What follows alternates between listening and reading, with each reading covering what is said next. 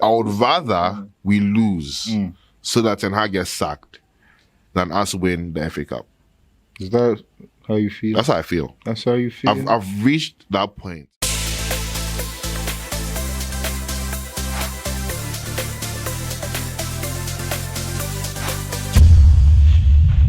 Sulia. Welcome back to Sulia. My name is Joe, the voice of gold. My name is Joseph, aka Joe. I'm sure you're wondering why we're here today, outside in the relative darkness. I'm sure you are not wondering. We all know what's happening. This is an episode powered by ECG. Thank you. Powered by ECG. So today we're here to discuss the FA Cup.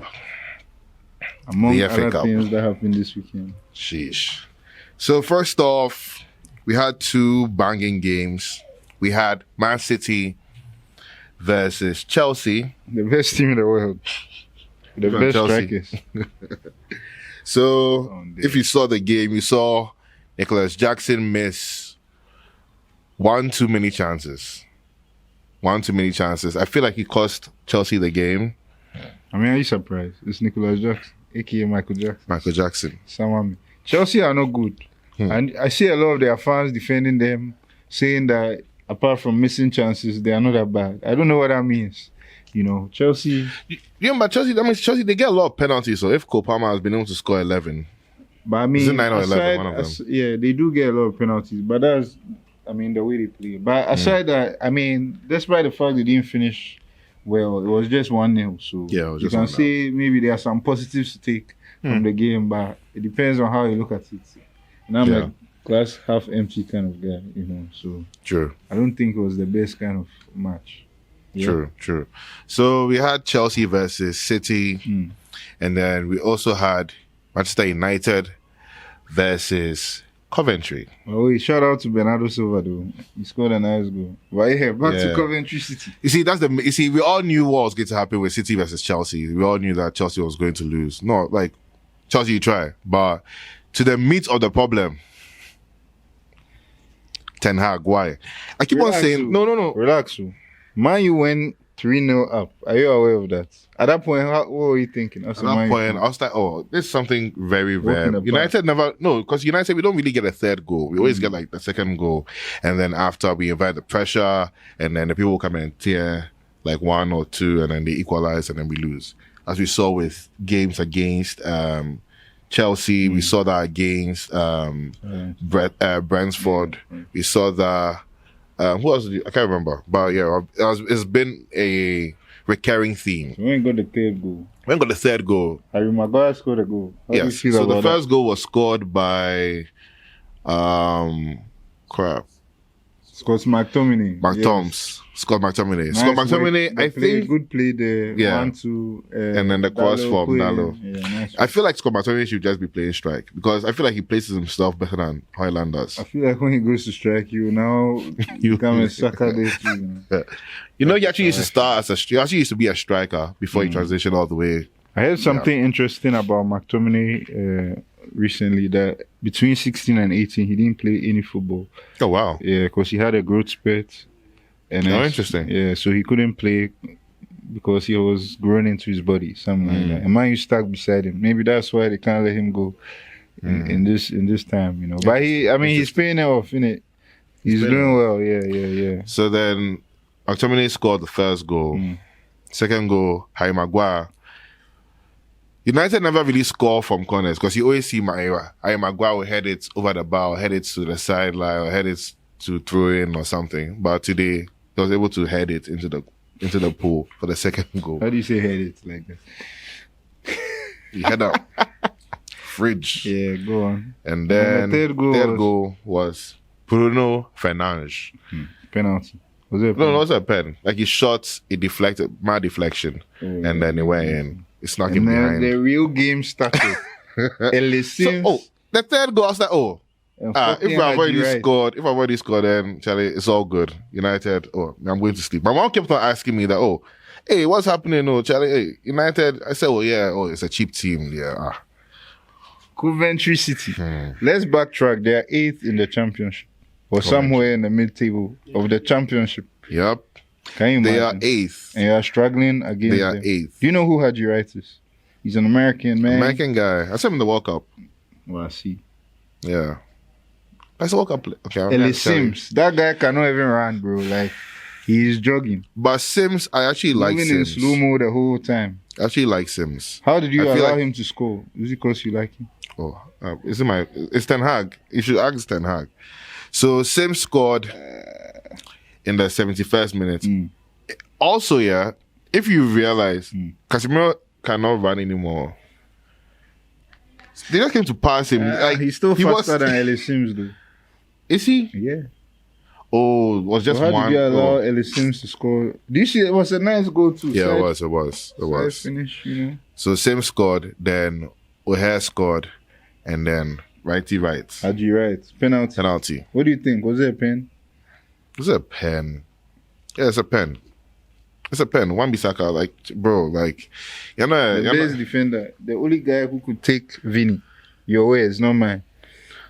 How is the he best making one-on-one defender against championship opposition? One-on-one defender, but this match was just not. He's playing out of position. I don't know. I've lost all excuses. So from 3-0 to 3-0, 3-3. How are you feeling?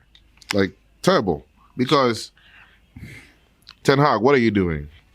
The changes he made here. So now let me address like what's happened, what's the problems. So first off, we all know United have a lot of injuries, and that's fine. We have a lot of injuries, but regardless, I don't think we should be losing. We should be struggling with Coventry because these are world-class players. So we had Casemiro playing in defense. So we had Onana, goalkeeper. In defense, we had Dalot on the left, Casemiro, Maguire, and then Wan-Bissaka. Sorry, Dalot on the right, and then Wan-Bissaka on the left. In the midfield, we had Kobe Mainoo, Bruno Fernandes, and Scott McTominay. In attack, we had Rashford, Højlund, Garnacho. Now, what didn't make sense to me was already our number 6 or our DM is playing centre back. We don't have anyone. No, there's no. Everyone is injured. Kawabanga is hurt. Evans is hurt. Varane is hurt. Martinez is hurt. Lindelof is hurt. Wow. So all the centre backs are hurt. So then we had Casemiro substitutes, or I guess play in the back. Now we have Kobe Mainoo, who is not a number 6, but he is the only midfielder who was there with some form of defensive mentality. Because, like it or not, McTominay has become some form of second striker. Because the guy is never at the back. He's always where Højlund is supposed to be there, and McTominay is there. It's fine. So we had Mainoo, Fernandes, McTominay. Why does Ten Hag remove Mainoo and bring in Christian Eriksen? Make it make sense. Make it make sense. Anyway, moving on from this sad story. No, aside that, then Rashford. Why are you removing Garnacho and leaving Rashford? Ten Hag, if you watch this video here, please explain to me, how many matches do you want Rashford to prove to you that this is not his season? 30-something matches. The guy's not done anything. Why? What is this obsession with Rashford? Bench the guy. Come on, man. Ahmad and Day bench. Anthony Seth, I will accept over, because right now form, United have in the past, what? Is it 8 or 9 games? 1 win in 8 or 9 games. Come on. Then we go to penalties and Wait, then relax. Before the penalties, Coventry actually managed to take the lead. But VAR again, the referees again came to your rescue. Me, at that point, I was supporting Coventry. Really? I am telling That's you. Not a good thing to say. Honestly, because they deserved it. They deserved it. Well. That was going to be one of the greatest comebacks in FA Cup history. FA Cup history. If it wasn't for VAR. Honestly. And they're cheating. They deserved it. United fans had left the stadium. Yeah. And people were trying to run back in. When they heard that was, when they said it's offside, they were like, oh, let's go back. You said they won't allow them back? No, you don't. Oh, for real? Oh, mad. Yeah, so it goes to penalties, and then I guess Onana and his experience he was able to get these guys to make mistakes. Onana did well though. Onana did, yeah, he did. That was really solid. What was surprising was Casemiro's penalty. You know, wait, sorry. Before I move on, I was listening to Sky Sports today. You know their discussion, and they were talking about how deflated the players must have felt because apparently the championship. I don't think there's VR. Is there VR? I don't think there's VR. So when they score a goal, it's a goal. There's nothing like so they were on that high, and they had to be brought back down. And they were saying that the game was almost over, so at least they were able to see out. But if it was longer, Man U were probably going to score because of how they were overplaying Man U. You see, if you realize... I'm just talking about from an emotional... True. But if you realize... So, do you think that affected their penalty performance? Because that one that the guy skied over was kind of heartbreaking. I feel like it was Onana who got into his mind. Because if you watch the replays, Onana goes to talk to them and he's telling them smack. And before he's whilst he's walking backwards. So I felt like in all of those things, he was able to confuse them to some extent with his experience as a top, what's it called? Goalkeeper, I guess. Formerly world best. Despite all this funny stuff, Man U managed to make it into the final. So how are you feeling going to face your City rivals? Oh, then for Scorby. How many? 7. And then only 7. Ten Hag will go with... You see, do you know how bad it has gotten? I would rather we lose so that Ten Hag gets sacked than us win the FA Cup. Is that how you feel? That's how I feel. That's how you feel? I've reached that point, and I've been saying Ten Hag out from last season. Nobody was believing me. Everyone was arguing with me, but now you guys can see this. I never You guys argued. can see. Ever since he said Ronaldo. I know. You've always been against Ten Hag too. He's a dickhead. Anyway, that's sad. Sorry about that, but I'm still kind of happy for you. Because we'll see you again in the final, and that will be funny. So we'll see you there. Yeah. But we just want to touch quickly on the Premier League games that happened over the weekend as well. We had Arsenal winning 2-0 comprehensively. Oh, so against what team was that? Wolves. Against Wolves. And then nice goal for Odegaard. Liverpool also winning very comfortably 3-1 against Fulham. Yeah, that was a good game as well. And obviously, we have to talk about Bellingham. The last minute goal in the El Clasico. You know, I think he has scored 18 goals in the La Liga now. Is it 16? 16? 16. 17 goals in the La Liga. It's 16. 16 goals, 10 assists. Are you sure? I think it's 17. Oh, no. It's 17 goals. He scored one yesterday, so... 17 goals. Yeah. He's doing really well. You guys check and put it in the comments if it's 16 or 17, one of them. Yeah. But so this is the end of the Doomsaw episode of Sulia. Doomsaw. Also, shout out to Manza Sports, Yellow Jaguars. You know, come and watch us at Mary Mother.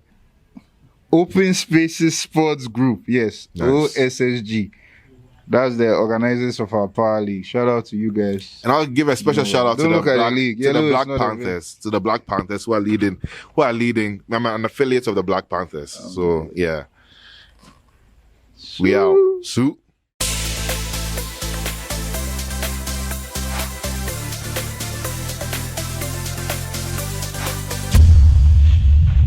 Sulia